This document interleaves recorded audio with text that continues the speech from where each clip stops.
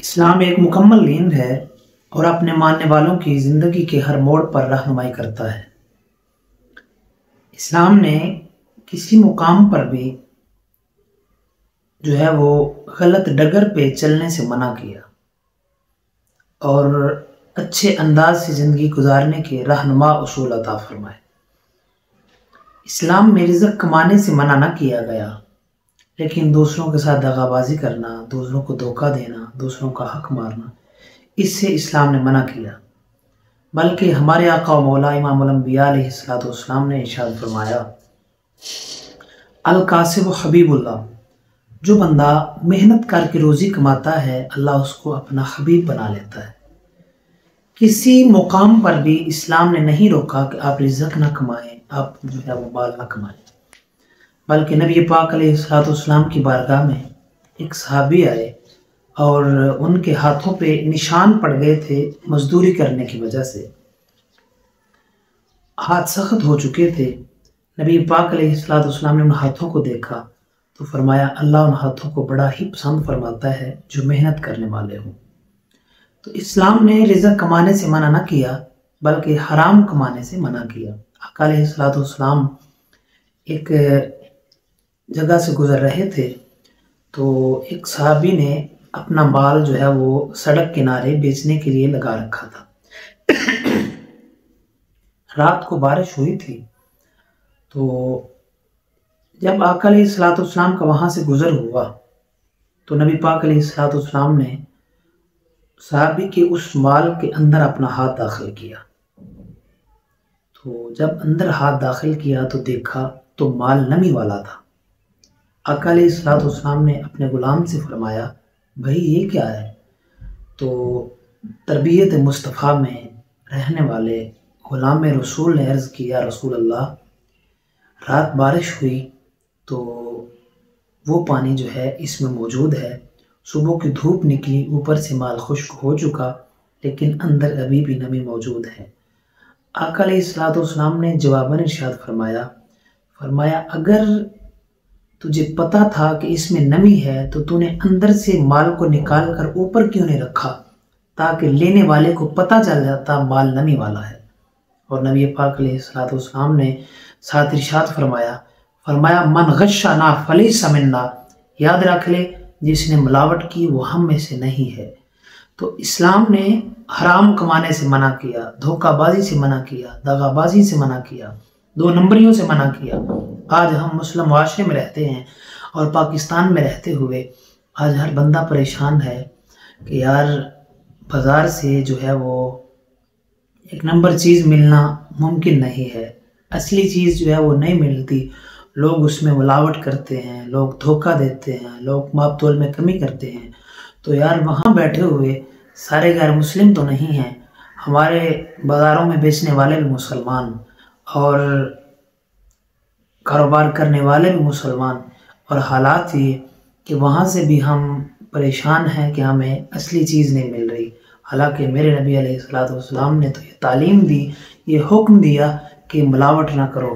اقبال رحمۃ اللہ علیہ نے فرمایا تھا زبان سے کہہ بھی دیا لا الہ تو کیا حاصل، دل و نگاہ جو مسلمان نہیں تو کچھ بھی نہیں۔ تو اللہ کرے ہمارے کردار سے مسلمانی چمکے اور ہمارے کردار سے نظر آئے ہم مسلمان ہیں۔ نبی پاک علیہ السلام کے پیارے یار حضرت عمر بن خطاب، وہ عمر جن کے بارے میں مصطفیٰ کریم علیہ السلام نے فرمایا اگر میرے بعد کوئی نبی ہوتا لو کان بعدی نبی لکان عمر بن الخطاب، میرے بعد اگر کوئی نبی ہوتا تو حضرت عمر نبی ہوتے۔ وہ عمر اللہ کی بارگاہ میں کیا دعائیں کرتے تھے، یا اللہ ایک دن آئے گا تو ہمیں اس دنیا سے اٹھائے گا، اس دنیا سے ہم نے کچھ کرنا ہے، اس کو چھوڑ کے جانا ہے، تو اللہ جب موت آئے میری دعا یہ ہے میں اس وقت بازار میں رزق حلال تلاش کر رہا ہوں۔ تو یہ دعا تھی یا اللہ رزق حلال طلب کرتے ہوئے کماتے ہوئے جو ہے وہ مجھے موت آئے۔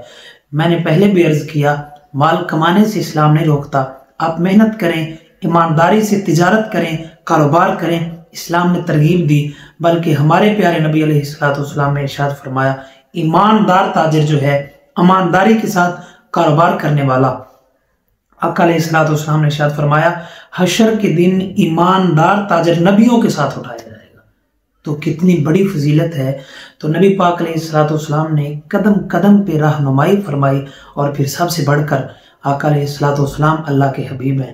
نبی پاک علیہ السلام نے ارشاد فرمایا، الا انا حبیب اللہ، آگاہ ہو جاؤ میں اللہ کا حبیب ہوں۔ اس کائنات عالم میں فقط مصطفیٰ کا یہ رتبہ اللہ نے آپ کو اپنے درجہ جو ہے وہ حبیب عطا کیا، لیکن آقا علیہ السلام نے ارشاد فرمایا، جو بندہ محنت کر کے روزی کمائے، رزق حلال طلب کرے، حرام سے بچے، آقا علیہ السلام فرمایا، القاسب حبیب اللہ، محنت سے روزی کمانے والے کو محنت سے روزی کمانے والے بندے کو اللہ اپنا حبیب بنا لیتا ہے۔ تو کتنا بڑا درجہ ہے۔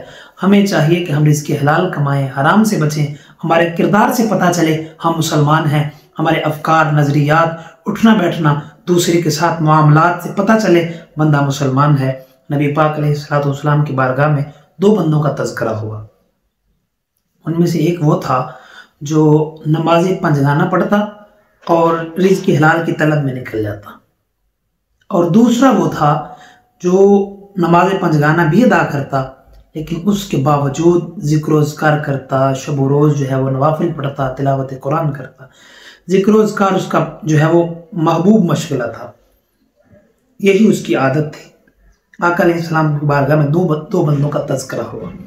تو میرے نبی علیہ السلام کے ایک تھا جو رزق حلال کماتا، پنجگانہ نماز پڑھتا، رزق حلال کماتا، اور اپنے اس بھائی کی بھی کفالت کرتا جو پنجگانہ نماز پڑھنے کے بعد ذکر و اذکار اور تلاوت میں مشغول رہتا تھا، نوافل کی کثرت کرتا تھا۔ تو نبی پاک علیہ السلام نے فرمایا، 5 وقت کی نماز پڑھنے کے بعد رزق حلال طلب کرنے والا، رزق حلال کمانے والا ہر وقت عبادت میں رہنے والے سے افضل ہے۔ تو رزق حلال کمانا اسلام میں عبادت کا جو ہے وہ درجہ اس کو دیا جاتا ہے۔ رزق حلال کمانا عین عبادت ہے۔ ہمیں چاہیے ہم جس جگہ کھڑے ہیں، یار ہم نے اگر اسلام کو کچھ نہ دیا تو ہماری وجہ سے ہم دغا بازیاں کریں، ہم وہ 2 نمبریاں کریں، مال میں جو ہے وہ کمی بیشی کریں، ماپ تول میں کمی کریں، ملاوٹ کریں، تو ہم نے اسلام کو دیا تو کچھ نہ۔ آپ اور میں اپنے اعمال کو دیکھیں، اپنے کردار کو دیکھیں، آج تک ہم نے اسلام کو دیا کیا ہے؟ ہم نے اسلام کو تو کچھ نہ دیا، لیکن ہم جو کرتے ہیں ہمارے کردار سے دوسرا دیکھنے والا غیر مسلم کیا سمجھے گا کہ یہ مسلمان ہے، اور ایسے مسلمان ہوتے ہیں۔ اقبال نے کہا تھا، امتی باعث رسوائی پیغمبر ہیں، ہم ایسے نہ بنے جو اسلام کو بدنام کرنے والے ہوں، بلکہ ہمارے کردار سے مسلمانی چمکے۔ میرے نبی علیہ السلام نے حکم دیا، من غشنا فلیس منا، جس نے ملاوٹ کی وہ ہم میں سے نہیں ہے۔ رزق حلال طلب کریں، حرام سے بچیں، اپنی اولادوں کو اچھی تربیت دیں۔ نبی پاک علیہ السلام کا فرمان عالی شان ہے، بلکہ حضرت موسیٰ کلیم اللہ علیہ السلام ایک موقع پہ ایک مقام سے گزرے اور دیکھا ایک بندہ رو رو کے اللہ کی بارگاہ میں دعائیں کر رہا تھا، لیکن اس کی دعا کو درجہ قبولیت نہیں مل رہا، اللہ اس کی دعا کو قبولیت کے درجے پر فائز نہیں فرما رہا۔ حضرت موسیٰ اللہ کی بارگاہ میں گئے، کوہ طور پہ اللہ سے ہم کلام ہوئے، تو اللہ کی بارگاہ میں عرض کرتے ہیں، اللہ اس بندے کی دعا کو کیوں نہیں سنا جا رہا جو رو رو کے، جو گریہ زاری کرتے ہوئے تیری بارگاہ میں دعائیں مانگ رہا ہے، اس کی دعا کو درجہ قبولیت کیوں حاصل نہیں ہو رہا؟ تو اللہ کریم نے ارشاد فرمایا، اے موسیٰ ابھی تو یہ رو رہا ہے، اگر یہ مر بھی جائے میں اس کی دعا پھر بھی نہیں قبول کروں گا۔ تو جو وجہ اللہ کریم نے بیان فرمائی، اللہ نے فرمایا، موسیٰ اس کی دعا کو کیسے قبول کروں؟ اس کے بدن پہ جو کپڑا ہے وہ بھی حرام مال کا، اس کے جسم میں جو خوراک ہے وہ بھی حرام مال کی، اور جو اس کے جسم میں خون گردش کر رہا ہے وہ بھی حرام مال سے پیدا ہوا۔ بتا اس کی دعاؤں کو قبول کیسے کروں؟ آج مجھے آپ کو شکوہ تو ہے، ہماری حالت یہ ہو چکی، آج شکوہ تو ہے کہ جو ہے وہ ہماری دعائیں قبول نہیں ہوتی۔ یار ہم نے کبھی یہ سوچا، کبھی غور کیا کہ جو میں کھا رہا ہوں وہ رزق حلال ہے یا حرام ہے؟ جو اپنی اولاد کے منہ میں لقمہ ڈال رہا ہوں وہ حلال ہے یا حرام ہے؟ میری عادات سے میرے بچے کیا سیکھ رہے ہیں؟ چونکہ ہر والدین کی اولاد اس کو دیکھ کر سیکھتی ہے۔ آپ صرف وہ اعمال نہیں کر رہے، اپنے ان اعمال کے ذریعے اپنی اولاد کی تربیت بھی کر رہے ہیں۔ آپ کو مجھے یہ سوچنا چاہیے ہمارا کردار کیا ہے، ہم کس طرح سے اپنی زندگی گزار رہے ہیں، جو ہمارے منہ میں لقمہ جا رہا ہے وہ حلال ہے یا حرام ہے؟ اللہ کریم کی بارگاہ میں دعا ہے، اللہ ہمیں رزق حلال کھانے کی توفیق دے، حرام سے بچنے کی توفیق عطا فرمائے۔ اللہ عالم اسلام کی خیر فرمائے اور اہل اسلام کی عظمت رفتہ کو بحال فرمائے۔ آمین سبحان۔